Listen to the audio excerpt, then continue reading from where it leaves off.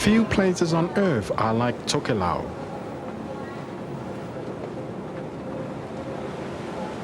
Few are so isolated that you can only get there by ship.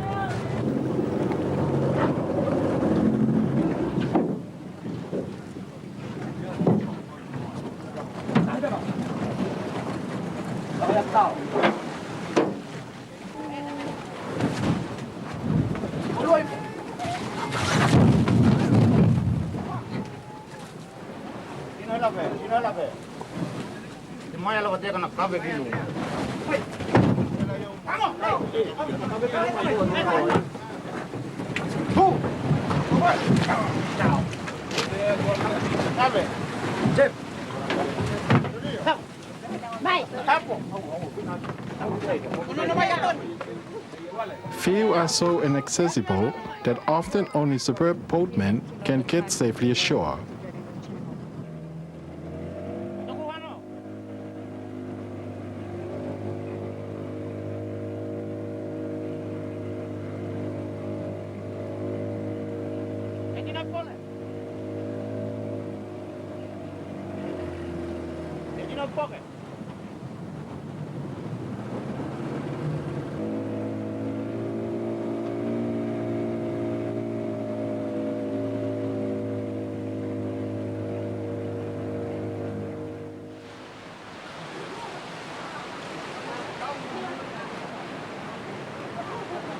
Yet, already hundreds of years ago, the first people came to Tokelau. They found the passages in the coral reefs. They counted the waves and landed on the beach. And they found a land that could give them shelter and where they could grow the trees and plants which they brought with them. They planted trees. They knew that the coconut tree could grow almost anywhere, and over the years, thousands of coconut trees were planted. The trees provided timber for the canoes and for house construction. The coconut fronds were used for roofs and to cover up for the wind. The nuts gave food and drink. In the lagoon, the people caught fish of many types. They found crabs and oysters and many other varieties of food. Over the years, Tokelau have faced many difficulties. Isolation, warfare with other islands, and sometimes natural disasters each took their toll for centuries. Later, black birders from Peru kidnapped hundreds of people for slavery. Diseases were introduced by strangers and claimed many lives. However, today there is a threat that seems greater than anything else our small islands have experienced. A change in the world's climate could have catastrophic consequences for Tokelau. The highest point in Tokelau is only a few meters above the sea level. In the last 10 years, the group has been hit by cyclones that have severely devastated the islands. In places, several meters of the island have been eroded away. For some people, this has meant that their houses or water tanks are being destroyed.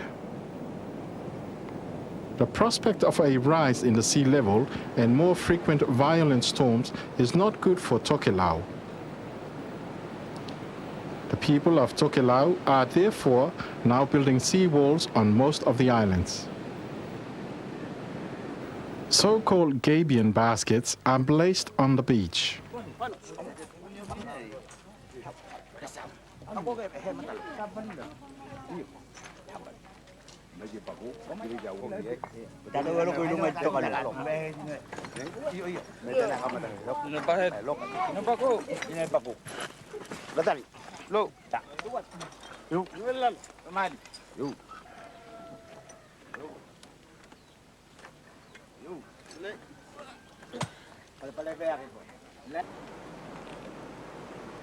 They are wired together to create one long barrier. The baskets are then filled with stone and coral rubble. The sea walls will protect the islands against the destructive force of big waves. The walls will also, it is hoped, keep the sea bank from the islands if it rises. Unfortunately, the construction work itself is at times damaging the shorelines and the beaches that the walls are supposed to protect. In some places, the seawall has been built too far out towards the reef. Such a wall is not likely to withstand the force of the waves. The Capian baskets are designed to break the waves only after they have hit the beach. They are not designed to be used for land reclamation. Here they have been placed directly in the water. They are already rusting and starting to fall apart. The seawall should not be placed like this, in the water. The result could well be that the money spent on the wall and all the work is wasted when the wall falls apart and disintegrates. In other places, the wall has been built with stones from the beach it was supposed to protect. Also, that is not a good idea. The beach acts as a natural protection against the waves. When we take away the stones, there is no natural protection. The waves will in time undermine the wall and it will collapse or disintegrate. Although we do want the sea walls for protection, we do not want to damage the islands by building the walls. We put a lot of effort, hard work and money into the seawall construction. It is therefore very important that we do it properly from start to end.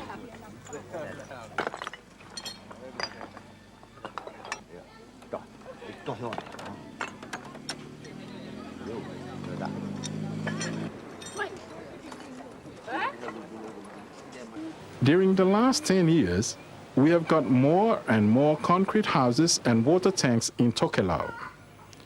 We use a lot of sand for the construction. Sometimes the sand is taken from the islands where we live. This used to be a beautiful sandy beach. Now most of the sand is gone and erosion has started. We have stopped taking sand from here because it was damaging our island. Sand for construction should not be taken from our home islands and only from places approved by the Taupulenga.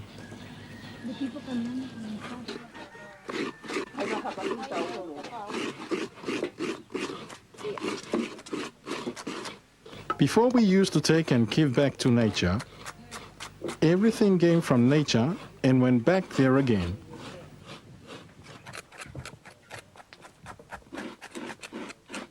Our thatch roofs, our wooden canoes, our mats, everything we used in our daily lives.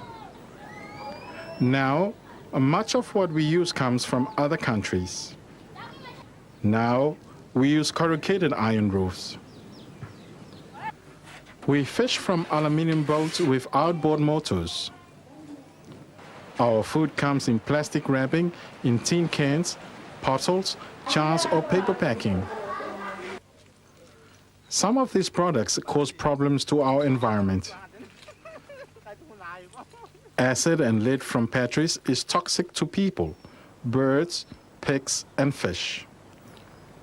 Used oil from generators and outboard motors contains toxic heavy metals. Oil machines rust in the water and the metals get dissolved into the lagoon. We also have toxic chemicals in Tokelau. Clorox used for washing ends up in the lagoon. It kills coral and marine life. And rubbish lying around on the islands become very dangerous if a cyclone is around. Roof iron, empty oil drums, and other material can kill when flying around in high winds.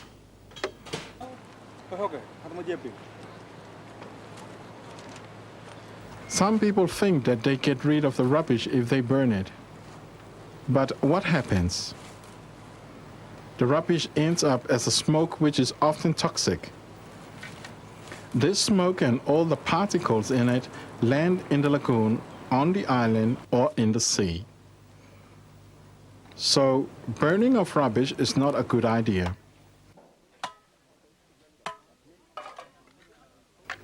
H Village Council is now implementing a total cleanup of the islands and the lagoons. We are collecting all this solid waste on the islands and shipping it out for recycling. The rubbish must be sorted. Metals like aluminum is one type of waste. Tin cans is another.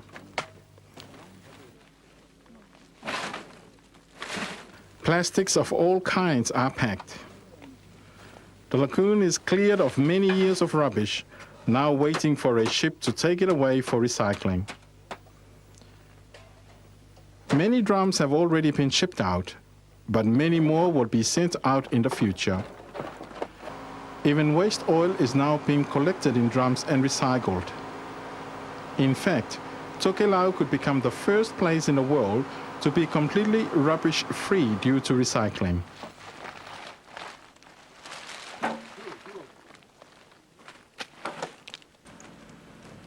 When we need to throw something out, we must think of recycling. Where does the rubbish go? Not in the lagoon.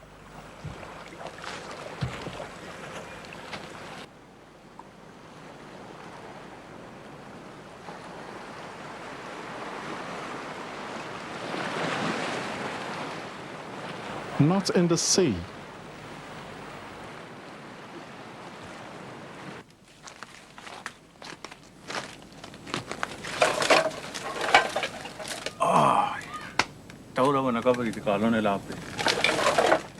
Not hidden away somewhere on the island. To recycle means collection of the rubbish and shipping it out of the island for processing elsewhere.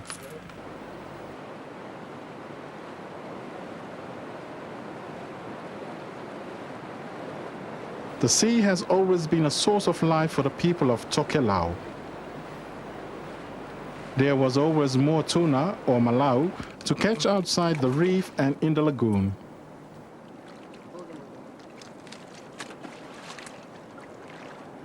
We could always find more coconut crabs. There were plenty of turtles to catch. But times have changed. Some fish are getting smaller and others are not so plentiful. At times, it is difficult to find a coconut crab, and now we only rarely see a turtle. What has happened? We are now more people than ever before.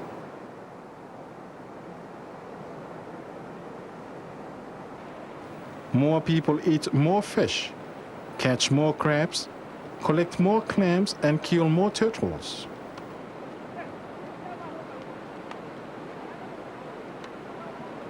We have long nets that can catch more fish faster. We have fast boats too. We can chase a turtle. We can move quickly from one place to another. To avoid over-exploitation of both marine and land-based species, the Taupulenga in the islands are establishing sets of rules. Recently, the Environment Committee of Nukunonu held a meeting to discuss the implementation of protection of turtles and coconut crabs. No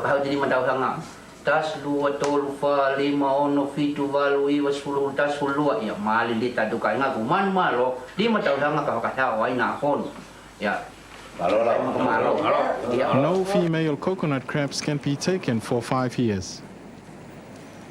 No collection of turtle eggs or killing of turtle is allowed for 5 years.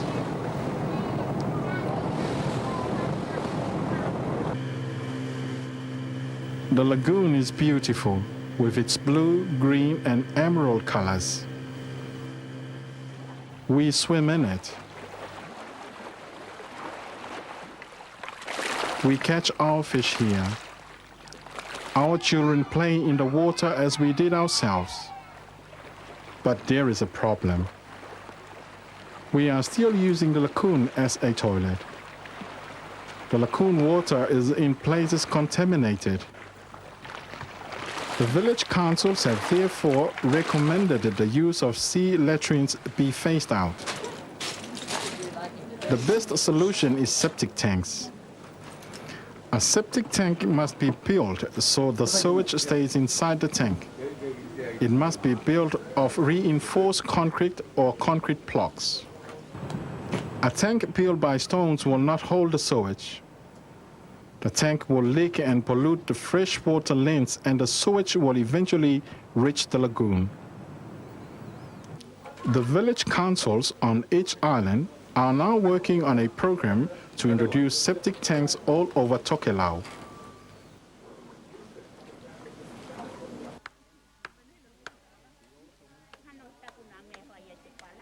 We also need to be more aware that some imported goods are toxic and can create health problems for our people.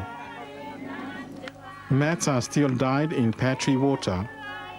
This is full of lead and mercury, both very toxic to the environment and to ourselves. Another example of toxins in the environment is the wrecked boat Isokula on Whakaofo. This wreck is believed to be causing sequiterra and following fish poisoning in that side of the lagoon. It is our children who will take over after us. We are already preparing them to understand the environmental issues in our country. Our children will fish in the years to come. They will need fresh water. They will need protection from the waves. It is up to us today to make sure that we give our children a safe, clean, and healthy place to live in. The South Pacific Regional Environment Program, SPREP, and the government have initiated a 2-year program which will address the environmental problems of Tokelau. This program is called TEMS for Tokelau Environmental Management Strategy. Environmental problems are to be further identified, and programs that are already running will be continued in the 3 atolls. This will hopefully mean that we can hand a healthier and cleaner Tokelau over to our children.